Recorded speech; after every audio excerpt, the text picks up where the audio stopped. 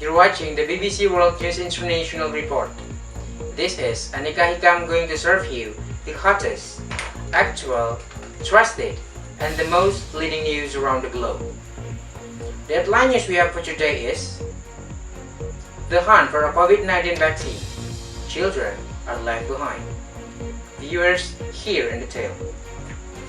The hunt for a COVID-19 vaccine for children is only just beginning. That has some American pediatricians worried. Those doctors are concerned they may not know if any vaccine works for young children in the time for next school year. Older adults may be most at risk from the coronavirus, but ending the COVID-19 pandemic will require vaccinating children too. Last week, drug maker Pfizer received permission to test its vaccine in US children as young as 12 years old. It is one of only a few tests around the world to consider if any of the experimental vaccines made for adults also can protect children. Viewers, I just figure the more people they have to do tests on, the quicker they can put out a vaccine and people will be safe and healthy, said 16 years old Kathleen Evans.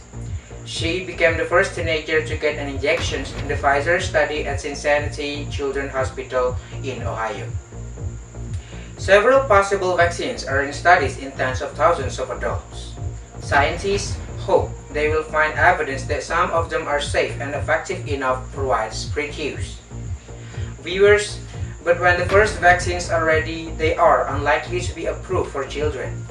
Vaccines cannot be given to youngsters unless they have been tested in their age group. This is a big problem for efforts to reopen schools and restart other activities. Viewers, the public does not understand that, said Dr. Evan Anderson of Emory University in Georgia. He has been pushing for COVID-19 vaccine tests for children. Viewers, while Anderson is pleased by Pfizer's study in teenagers, he finds it very concerning that children younger than 12 may not have a vaccine by a year from now. Children represent about 10% of COVID-19 cases documented in the United States. Children are far less likely than adults to get very sick, but about 120 have died in the US, notes the American Academy of Pediatrics, called AAP. That is about how many US children die from influenza each year. In addition, a small number of children have developed a serious inflammatory condition linked to coronavirus. Anderson says COVID-19's effect on children is greater than some other diseases that require pediatric vaccinations. Also unclear is the question of how easily children can infect others. In a letter to federal health officials, the AAP noted evidence that those over age 10 may spread the virus just as easily as adults do. Viewers, it is not right to ask children to take on great burdens during this pandemic, but not have the opportunity to benefit from vaccine, wrote Dr. Sarah Julia. She is president of the American Academy of Pediatrics. Around the world, some studies are just beginning. In China, two companies, Sinopharm and Sinopharm, have launched studies that can test children as young as 3. A British study of a vaccine by AstraZeneca permits testing of a small amount of the drug in children, but the company says it will not be doing any tests until it has more safety information from adults. Testing children is critical, said Dr. Robert Frank. He operates the Vaccine Research Center at Cincinnati Children. Viewers, vaccinating children and teenagers will have the effect of keeping those children from getting infected, but then also they don't bring the infection home to parents and grandparents, he added.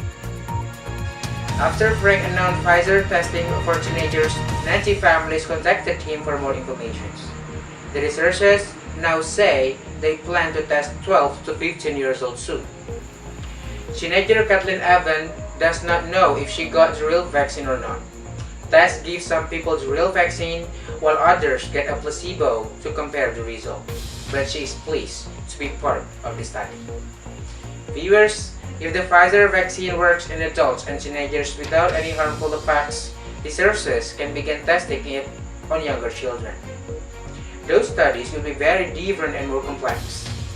Adds Anderson, because children may need smaller amount and their natural defenses against disease react differently to vaccines.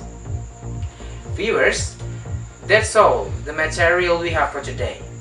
If you have some suggestions or criticisms, please visit our website at www.bbcworldnews.co.id. I am Anika Hikam as the reporter for this night. Would like to say thank you for your attention, and the last I say, catch you later.